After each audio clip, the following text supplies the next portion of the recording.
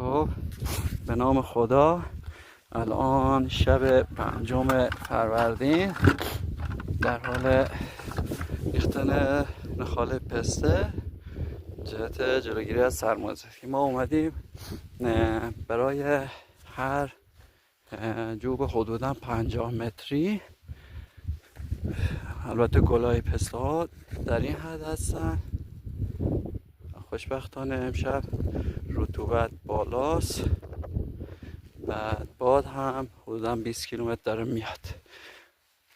ما اومدیم به ازای هر جوب 40 تا 50 متری یه جوب 2 تا از این کوتاه خاله پسته ریختیم، یه جوب هم 3 تا به صورت یک درمیان. و خوشبختانه هوا خوبه، هوا خیلی سرد نیست. خوشهای پسته هم در این حد باز شدن همونجا ملاحظه میکنید. و اگر خدای نکرده سرمای ایجاد بشه دیگه تقریبا امکان خسارت بالای 90%. وسط جوب، اول جوب و آخر جوب. درخت های تقریبا 7-8 ساله هستن.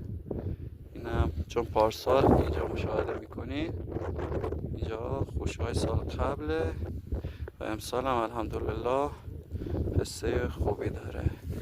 بهترین به نظرم کاری که میتونیم برای یک زمین پسته انجام بدیم کود مرغه.